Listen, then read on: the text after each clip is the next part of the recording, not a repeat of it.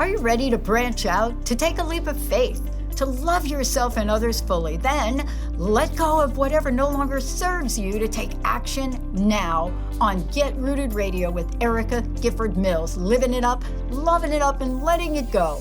Erica will energize and excite you to power up your passionate dream that sets your soul on fire. With Erica's E3 approach, equipping, empowering, and enlightening yourself so you can be yourself for yourself. Get ready and get rooted to live a life without regrets, without what ifs, without should haves, and especially without empty feelings from a life unexplored. This hit show helps you build powerful and intentional roots to live it up, love it up, and let it go. Get fearlessly ready and powerfully rooted in your yes with your host, Erica Gifford Mills, and be fearless about your more and stand in your yes. Now on Get Rooted Radio.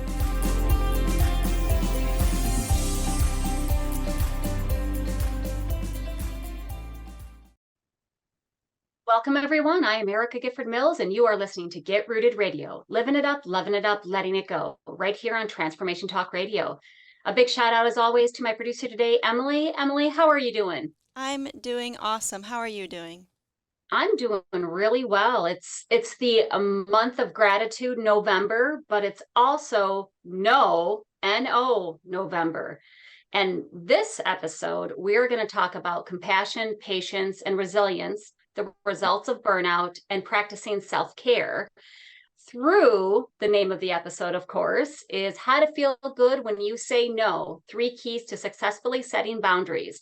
And I know my regular listeners know how I feel about setting boundaries. It is so, so important. But first, let me tell you a little bit about my guest. Lisa Gillette is an equal pay activist, podcaster, and certified leadership coach focused on creating greater diversity in senior leadership, which we all know, ladies, we need that. She is intimately familiar with the special challenges all women face in the workplace, having spent 25 years in corporate, the last 10 years as an executive in sports television. Lisa's company, Big Sky Coaching and Consulting, is a natural extension of her desire to guide, support, and encourage women to advance in their careers all the way into the C-suite. And I had the privilege of sharing a stage with her this past March in Paris, France. So I want to thank you so much for being on the show today, Lisa. Oh, thank you for having me. And so I haven't talked to you in some time. I've been, in and out here and there through my recovery, and I'm on the good part of the recovery right now. But I love this topic, and I love everything women leadership. So I'm really excited for today's conversation. And in this first segment, it's titled CPR for the Soul: Compassion, Patience, and Resilience. And as I said, boundary management is important in really all aspects of our lives, personal and professional. But Lisa, I want to kind of jump right in and ask you that first question. Why do so many women find it hard to say no? Oh, because we are creative problem solvers, and we see a problem and we are ready to roll up our sleeves and fix it. That's just how our mind works. And we know there's a difference between the male brain and the female brain. We've got greater connectivity between our 2 lobes, between the right side, which is that creative, nonverbal, musical side, and then the left side, which is the logical linear. We've got all these creative neural pathways, and that's why we're empathetic and we're problem solvers. So there's also 2 big reasons why we have a hard time saying no. There's the external, and those are the societal expectations, the cultural norms, and you throw in advertising, social media, and there's this expectation as women, we should be super women, we should do it all, we should have it all. And then there's the internal challenges. And that's that little voice in our head that says, oh my God, I'm not perfect. Oh my gosh, what will they think of me? Oh, if I just help them, they'll like me. And so we've got these 2 competing drives, plus a need for perfection.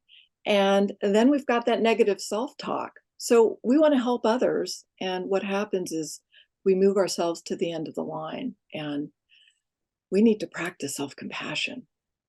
Oh, and why is it is that so important? Why is that so crucial for every woman to practice self-compassion? Well, if we don't, we'll burn out. And once we burn out, we're no good to anyone. And the thing about many women, and for those women who are listening who have kids and who are working a full-time job, you could be up at 2 a.m. with your kid, but at 7 you're dressed and you're ready to go and you're making lunch for the other kids, and then you're there working all day, solving problems, dealing with senior management, dealing with your team, dealing with your colleagues. And when do we sleep? When do we hydrate? When do we exercise? When do we spend time in self-reflection? If we don't prioritize self-compassion, then we are definitely going to burn out. And again, like I said, once we burn out, we are no good to anyone, certainly not ourselves and the people we love. And it's important because you're having that internal debate about I should, or you don't even realize you're doing it. I fall into that category. I don't know how many times well, I just want to do this because, I have control over this. I don't know how many times I use that as an excuse. Going through my breast cancer journey is my job was the one thing I could control because everything else was out of my control. But then every once in a while, I let myself slip into not setting those boundaries. And because I couldn't do it all, I just physically couldn't. And I wasn't practicing self-compassion because I thought I'm letting people down and I want to do this. Because it wasn't that I didn't want to. I wanted to be there and I wanted to do it because it was a sense of normalcy. Right. And then I was beating myself up because I couldn't be. And it's that vicious circle. And I think that is probably one reason, but I like to ask you this is, why is it essential to identify what's within our control and what's not? Because I think we fall out of that because this wasn't even in my control, right? I couldn't do things. It wasn't within my control, but I thought it was. So right. Why is it essential to identify those things? Well, honestly, we have to come to just a very basic understanding that the only thing we truly control is our own behavior. And sometimes not even that well. We can control our mindset, but quite honestly, we can't control our kids. We can't control our partners. We can't control our colleagues. We can hopefully influence them and we can encourage them to do things that are positive and have great impact. But really the only thing that we have within our control is the way we respond to any situation. And so when we start to believe, well, I can control my kid, or I can control my boss, or I can control my team, we're fooling ourselves because we can't. And then the self-compassion just goes away because we start to blame ourselves for not having control over these things we really don't have any control of. And that's when that really vicious cycle of burnout starts. And there's just so much negativity around it. And because, as I said, we're creative problem solvers, we tend to believe that, oh, that's okay. I didn't get breakfast today. That's okay. I'll eat lunch. And then at 4 o'clock, we're wondering why we can't focus, why we feel irritable. Oh, I forgot to eat lunch and breakfast, and I haven't had any water today. And we wonder when we're not firing on all cylinders like we want to be. So number one, we got to remember we can only control our own response and our own behavior, but hopefully we can influence others to do the right things. And that's absolutely. Yeah. It couldn't be more true. I think I lived that whole statement. So I want to ask you this, and listeners, if you're raising your hand like I've been raising my hand, what would you say to them on, she's talking to me? What would you say to them? I think all women feel this. Well, one, you want to remember to put the oxygen mask on yourself first. And I've got a couple of tools to just help with that process. One, I refer to as CPR. I had a brilliant client who became a good friend, and she did public relations for a very large hospital in the Bay Area. And she came to me May of 2020, and we know that was the middle of lockdown with COVID. And she was doing public relations for a hospital. Many things were up in the air. There was so much information we didn't have about COVID, about what was going to come next. And so we started talking about CPR, which is cardiopulmonary resuscitation. And I worked with her to create a tool, and we came up with compassion, patience, restorative rejuvenation, and resilience. And so it starts by showing ourselves compassion. We say things to ourselves we would never say to our own best friends. We would never even say them to people we didn't particularly care about, but we say them to ourselves and we start to believe them. And we don't have patience for ourselves. We think, oh, I should have done that better. Oh, why didn't I consider XYZ? Well, maybe we didn't know about XYZ when we made that decision. And then, as I mentioned earlier, we forget to hydrate. We forget to nourish ourselves. We forget to exercise. We don't spend time with our loved ones. We drive ourselves and we don't spend time in self-reflection. We don't go out into nature. We don't do these things that are going to recharge us. And that's what's so critical. So to anyone listening who's like, yeah, this is me. Number one, just like when you go on an airplane and they say, put the oxygen mask on yourself first. If you don't take care, you will not be there for the people you love, the people you work with, or your community. So number one, put the oxygen mask on yourself first, and then practice these 5 self-care priorities: nourishment, hydration, sleep. That's the big one. Make sure you exercise, spend time with people you love, do activities, get out into nature. And then I think what's really important is to either meditate or pray, or just spend time 3 minutes each day in silence. It's just a fantastic reset for our nervous system. And that's what happens when we get burned out. Our nervous system goes into crisis mode, and we want to prevent that at all costs. Well, let's take a quick break. And when we come back, we're going to talk about the results of burnout and more on how we can work around those. But before we go, Lisa, tell folks how they can reach you. The easiest way to reach out to me is just shoot me an email, lisa@bigsky.coach. That's BIGSKY.coach. lisa@bigsky.coach. Thank you, Lisa. You are listening to Get Rooted Radio with Erica Gifford Mills. Living it up, loving it up, letting it go. Stay tuned. We'll be right back.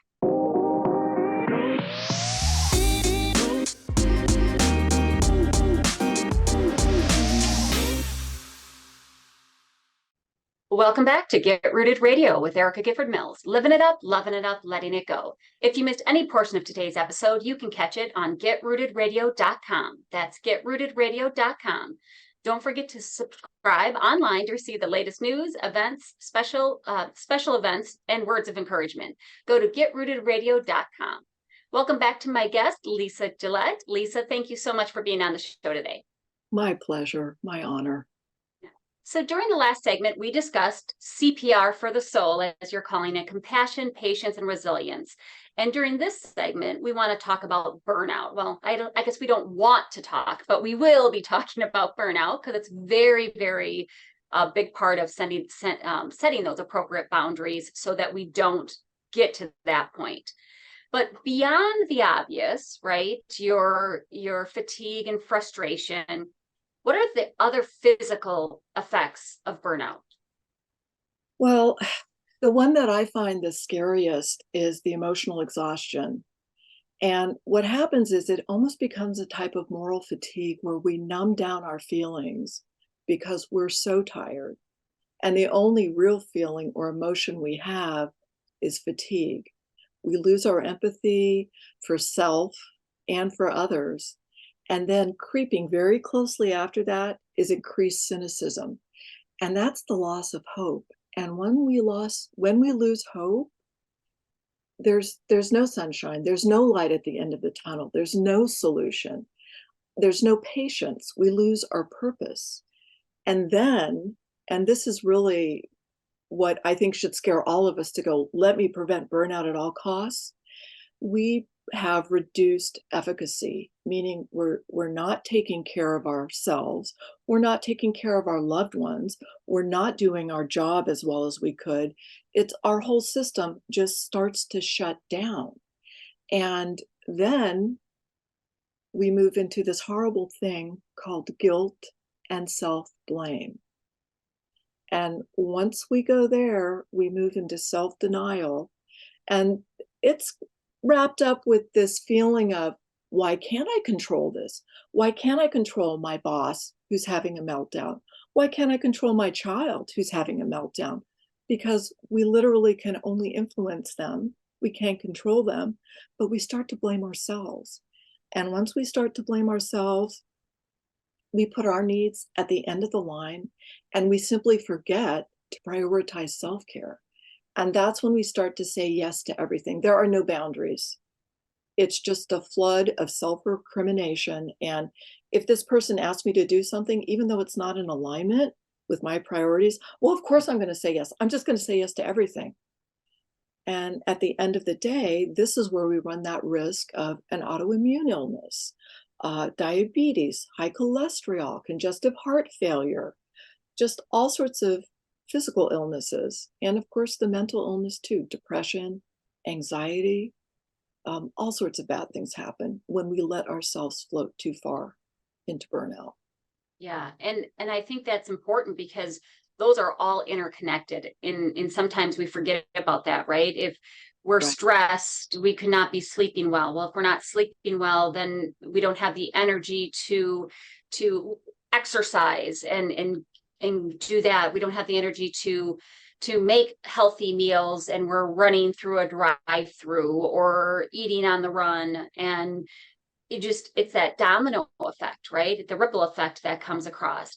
And there's not just only physical effects, there's psychological effects of burnout. What are some of those? Right. Well, again, it's that self-blame. I'm responsible for not being able to manage this all. I must be a bad mother. I must be a bad employee. I must be a bad manager.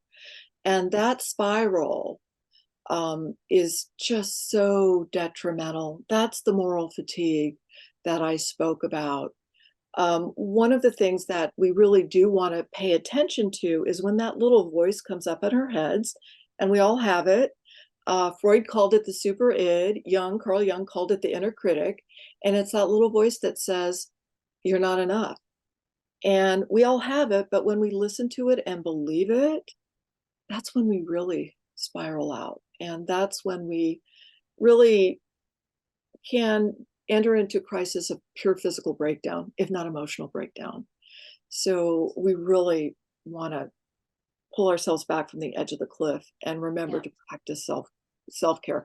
And part of that is saying no. Yes. Saying Well, no. and I think sometimes folks don't even realize they're at the edge of that cliff until they look down. So how can Teetering. yeah. And you're like, oh, or I wasn't paying attention because I was too busy saying yes and doing all these things and being pulled in all these different directions. And it's my own fault for doing so, but they don't even realize it. I'm looking here. I like to say, looking at my phone, trying to see what I have to do next or where I need to be next, that you don't see that edge. So how can listeners identify the extent of their burnout so they can, I don't want to say reverse it, but step back so they can take those few steps back? Right. Well, the first thing to do whenever you get into that place of feeling really agitated, very confused, you want to get the air in. Take a really deep breath, because this is going to let our nervous system know, hey, I'm safe. Let me do a reset. And it gets the air up into our prefrontal cortex, where we can actually start to ideate and strategize and plan and creatively problem solve. But there's another great simple acronym that I find really useful. So after you get the air in, you take that breath, then you use the term HALT, and it's HALT. And this has been around forever. I'm not sure who created it, but it's a tool and I want to share it. So HALT, the H stands for, am I hungry? Did I eat today? Oh, if I didn't eat, let's keep some almonds or something in my bag or in my desk drawer, and at least put some nuts into my body so I've got some protein. The A, am I angry? Oh, what am I angry about? Am I angry that I couldn't spend the day with my child who needed me? Am I angry because I'm in a job where I'm not valued, respected, and paid my fair market value? Am I angry because my partner decided not to pick up the dry cleaning, and now I'm in yesterday's clothing, whatever it might be. Am I angry? And just acknowledge, don't judge yourself for being angry. Angry is an emotion. We're going to experience it. That's not who we are, but we just need to say, oh, I'm feeling angry, and this is why. H, hungry. A, angry. L, lonely. Am I feel like someone's there supporting me? For a lot of us, especially for working moms, we are doing it all. And sometimes we just need someone to say, hey, I see you're working hard. I know your day is hard. You're doing a good job. So I really recommend to everyone listening, cultivate your circle of support. It could be a buddy at work. It could be an old friend, just someone you can touch base with and at least text and say, you know what? I'm really having a bad day. And they'll send you back a little emoji with a smile or some emoji that makes you laugh. And then the T of halt, am I tired? Did I sleep enough? So if you just go through the simple checklist and go, okay, do I need to eat? What am I angry about? Can I resolve that? Am I lonely? Do I need to reach out? Am I tired? Do I need to make sure I get some more sleep? And that's just going to tell us really quickly, okay, let's recharge, let's rejuvenate, so we can be resilient. That's really important because we all have been there, I think, at one point in time or another, that we're so busy focusing on looking straight ahead, we're not seeing in our peripheral vision here on some of the things that we might be missing. So one last question before we go to break. We all have the good and the bad ways of coping with things, right? So what are the functional versus the dysfunctional coping mechanisms? So the functional, highly recommend, build your circle of support, your loved ones, your family, your friends, people you can reach out to and just say, hey, can I have a minute of your time? Just give me a little pep talk. You'll do the same for them. And then, as I mentioned, make sure you eat, you hydrate, you get time in nature, you go and exercise, you sleep, and spend time with people you love and spend time in self-reflection. And the dysfunctional is over drinking, overeating. Many people don't smoke cigarettes anymore, but a few people do. So unhealthy for you. Over shopping. That was something I did during the pandemic. Amazon Retail was therapy. on that floor. Right, retail therapy. So it's okay sometimes, but you want to avoid it. Go towards the functional. Support yourself so that you can practice self-care. Yeah. And remember to halt, right? Yes, use halt.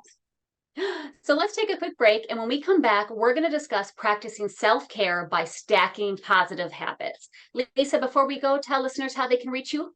You can reach me at my email, lisa@bigsky.coach, or you can go to my website, bigsky.coach. Great. I'm Erica Gifford Mills, and you are listening to Get Rooted Radio, living it up, loving it up, letting it go. Stay tuned. We'll be right back.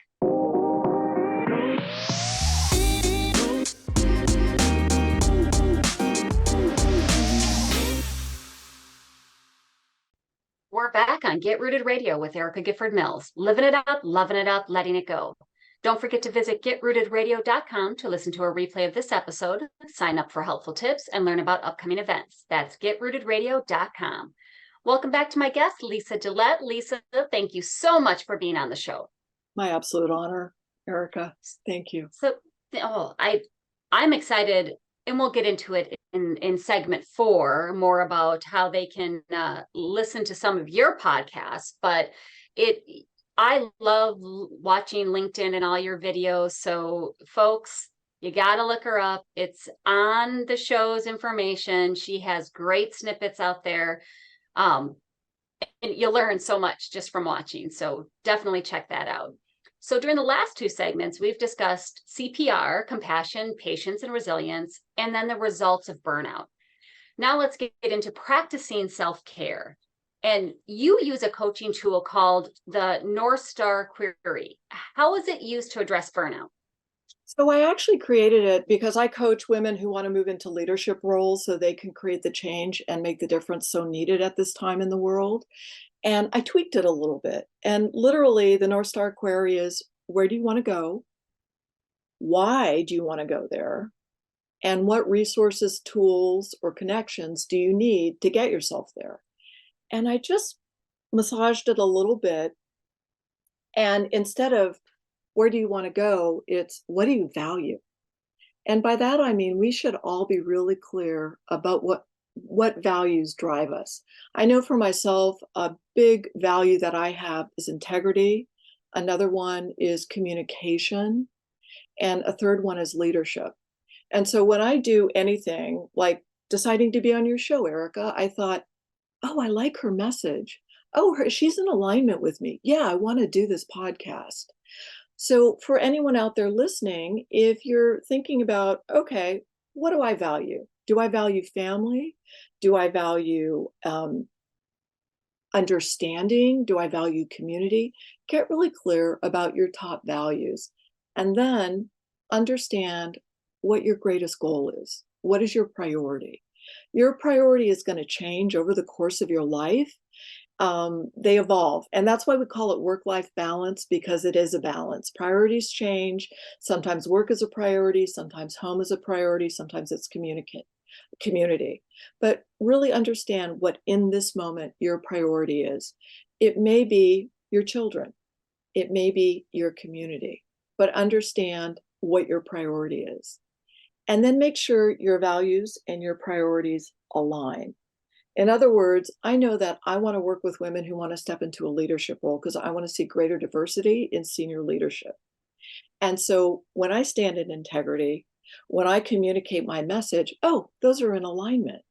So if somebody comes to me and says, hey, would you be on my podcast? We're going to be talking about, I don't know, auto racing.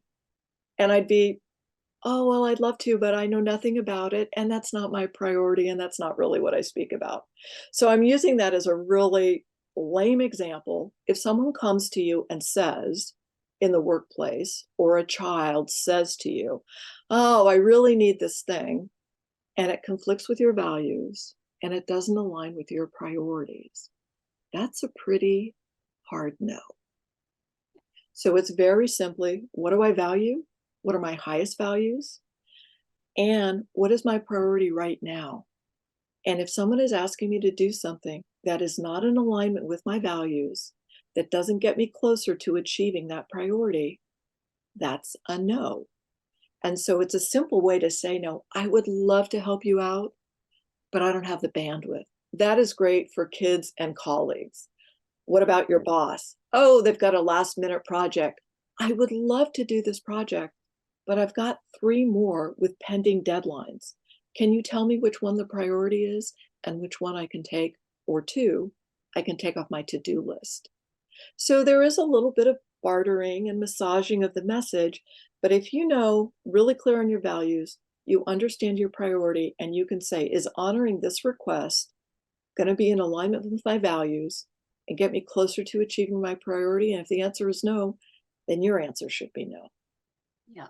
And I love that, because I've been replacing in many of my coaching sessions on work-life balance with work-life alignment, because that is very much, it's about what are my values, what are my goals, and which one is the most important to me, right? And I think it is a critical to connect your values with your priorities.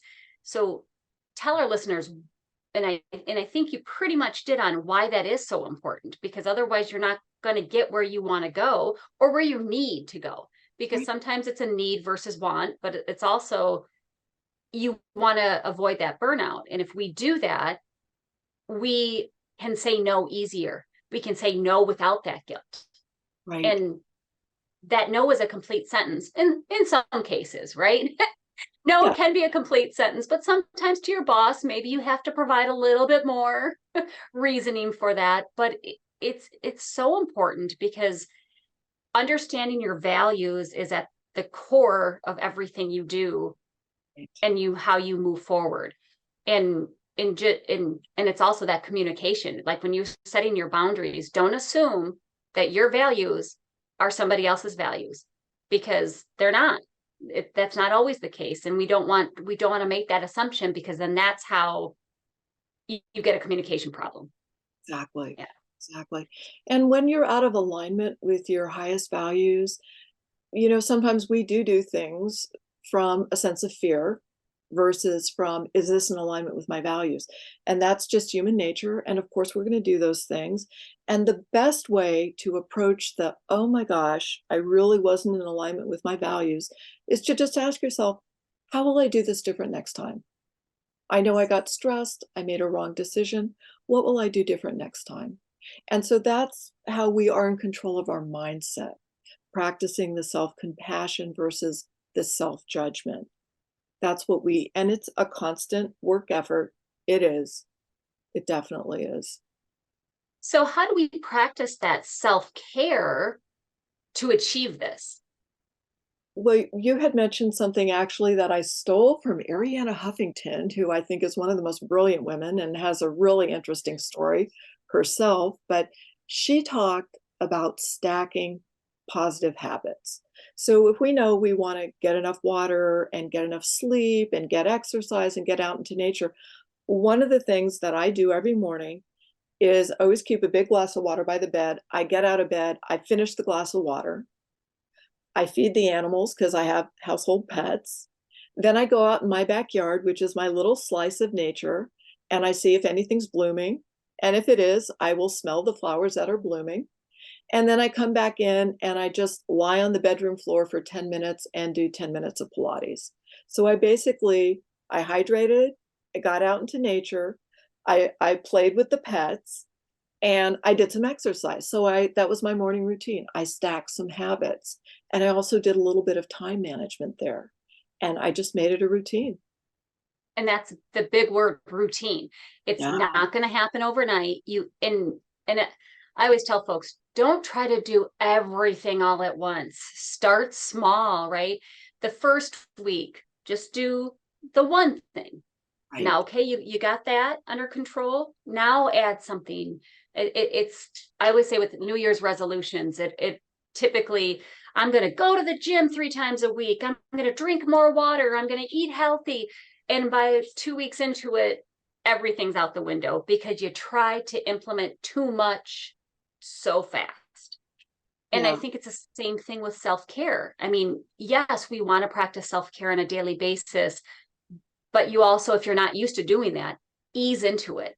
Start slowly. And I mean, I had to get back into that. I hadn't been working out just because I physically had no energy to do so. So I had to start slow.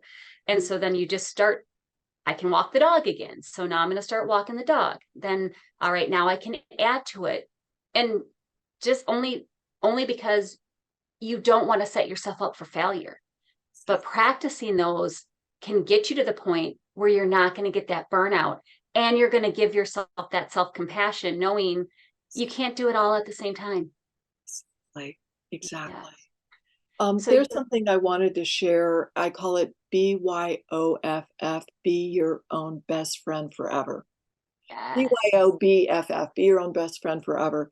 And the reason that I stress that is because every time we judge ourselves, we just need to ask ourselves, how true is that? How true is that? Yeah. And would I say that to my best friend? And if you wouldn't say it to your best friend, stop saying it to yourself. Absolutely. Before we go to break, I know you have another coaching tool that you call the 4 domains. Tell us a little bit about that. So very top line, when you need to make a decision, you want to ask yourself, how will this decision impact my loved ones and myself? And then do a quick check. Are my thoughts clear or confused? Is my heart centered or in a million pieces? How does my stomach feel? Is it calm or is it agitated?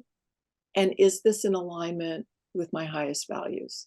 So you're basically going through 3 parts. What am I thinking? What am I feeling? What is my body feeling? And is this in alignment with my highest values? You can even say your highest spiritual intention. And if those line up, great, go ahead and do it. And if they don't, time to do a little bit more research, make another plan. Yeah. So these are all in your workbook about being able to say no. So Yes, they are. before we take that quick break, tell listeners how they can get a copy of that free workbook. If you reach out to me, Lisa at bigsky.coach, that's my email. There's also, I am on Instagram, bigskycoach_Lisa_Gillette. That's like the brand name.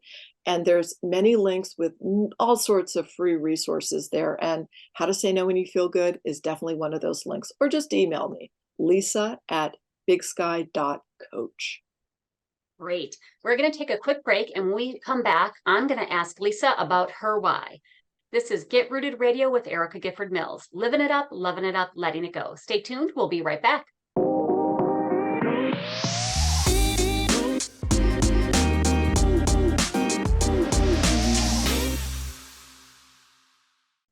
Welcome back to Get Rooted Radio with Erica Gifford Mills. Living it up, loving it up, letting it go. If you missed any of the information during the last segments, go to getrootedradio.com. That's getrootedradio.com to listen to the replay. Don't forget to subscribe, sign up for tips and special events and pricing for upcoming coaching sessions at getrootedradio.com. Welcome back to my guest, Lisa Gillette. Thanks so much for being on the show with us today. My pleasure. My pleasure. So tell listeners how they can learn more about you, your services, to reach out for that free workbook, or just listen to your snippets. Well, I am on LinkedIn, I'm on Instagram, and I'm on Facebook. The easiest way to reach me, if you'd like this free book called How to Feel Good When You Say No, so you can learn all sorts of creative ways to say, no, thank you, I'm not available, is just send me an email, Lisa at bigsky, bigsky.coach, or you can check out my website, it's www.bigsky.coach, or you can find me on LinkedIn, Big Sky Coach Lisa Gillette, or on Instagram or on Facebook. Awesome. So as you've mentioned throughout, your company name is Big Sky Coaching and Consulting. So getting into your why, right? Let's start with those basics. Why did you name your company Big Sky Coaching and Consulting? I find so many times, and this is from my personal experience, but I find this true with many people, men and women, is we tend to keep our head down. We do our job. We think we're going to get recognized, especially as girls. We've been told, keep your hands on your desk, keep your head down, do your work, you'll be recognized. Well, my background's corporate, and that does not work in the corporate arena. So if you can see the big picture, you will find the opportunities. And that's why I decided to call my company Big Sky Coaching and Consulting. There's also a tie-in. My father was from Montana, which is Big Sky Country. So there was that tie-in too. But there's also the Ella Fitzgerald song. I don't know who wrote it. I'm not sure who wrote it, but Blue Skies. And there's that idea of the world can be so beautiful and also harsh, but lift your head up, look at the big picture, see what the opportunities are out there, and also get out of your own way, which is what I had to do with my own career. I had to get out of my own way and stop being my own worst critic. Yeah, and I love that. Little something else we have in common. We did a little nod to our daddies, our fathers, in the naming of our companies, because I did the same thing, because Balance Symmetry, TREE, is a nod to my father, who was an arborist. So it's a good way to show them a little bit of respect. So I mentioned you have a podcast, and I love the name of your podcast. Why did you decide to start your podcast, Grace, Grit, Getting It Done? Well, it was really interesting. The first podcast I was on was 2018, I think. And then I got a random call, and was on another podcast. And I thought, maybe this was 2019. And I thought, maybe I want to do a podcast. And then in 2020, I got a call from a production company who had seen my website, and they said, oh, you're talking about women's leadership, and this is a hot topic right now. And do you want to do a podcast? And I was like, sure, not really knowing what I was getting into. But I realized with the podcast, you curate your guests, so you get to choose the topics that you're interested in. And I've been able to meet a lot of people and speak with a lot of people, and I just want to reach out to anyone who feels called to step into a role of higher leadership, because right now the world is in a very serious place. We have many problems. Over 10% of the world doesn't have fresh drinking water. More than 50% of women who are mothers are living below the poverty level in the world. There are a lot of problems we need to solve. So I believe when we get greater diversity in senior management across all organizations, all corporations, all institutions, we're going to have more creative problem solvers, a variety of voices, and we're going to come up with better solutions. So my intention is to get greater diversity in senior management so that we can solve these problems the world is facing. And an easy way to get the message out is to speak, is to do a podcast, is to be on other people's podcasts, and to get the message out. And so, I called it Grace Grit Getting It Done, because as women, we do have a sense of grace if we can be in flow and we can stop judging ourselves. We've got the grit to roll up our sleeves and get the job done. And we're going to get it done one way or the other, because we are really all about survival of the species. And if we don't take steps to make sure the species survive, well, we've got maybe another 100 years on this planet. And I don't want to see that happen. And that's not only is that beautiful, but it goes to you as a person, right? Wanting to help others in all forms, not just at the highest level, because that has that trickle down effect. So I know we're running short on time. I want to ask you one last question. What's the one message you want listeners to remember from this episode? You deserve no less than anyone else. Your self-judgment may be very loud, but remember to practice self-compassion and treat yourself like your own best friend, because only when you practice self-care can you actually have the energy required to actually make inspired change, to take inspired action, to make things better for everyone. If you're running at 50% capacity, you are not doing yourself any favors, and you're not doing anyone else, especially the people you love. You're not taking care of them. So I would just say, just remember, you deserve just as much as anyone else, and practice self-compassion. I think that's the primary message I'd like to share. I love that. You can't pour from an empty cup, as they say. Put that oxygen mask on first and take care of you so that you can take care of others. I love that. Yeah. Well, I want to thank you for tuning in to Get Rooted Radio. If you missed any part of today's episode or want to listen again, go to getrootedradio.com for the podcast. And don't forget to tune in the first and third Monday of each month at 5 p.m. Eastern, 4 p.m. Central, and 2 p.m. Pacific right here on Transformation Talk Radio. Thank you for tuning in. Have an amazing day. Thank you again, Lisa, for being on the show. And I'm looking forward to the next time on Get Rooted Radio with Erica Gifford Mills. Living it up, loving it up, letting it go. Goodbye, everybody.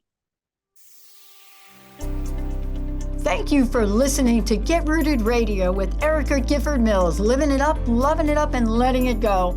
Visit getrootedradio.com if you've missed any part of this hit show, and tune in on transformationtalkradio.com to live fearlessly in your more and powerfully rooted in your unlimited yes. For more information and to work with Erica directly, visit getrootedradio.com. That's getrootedradio.com, and get ready to live it up, love it up, and let it go.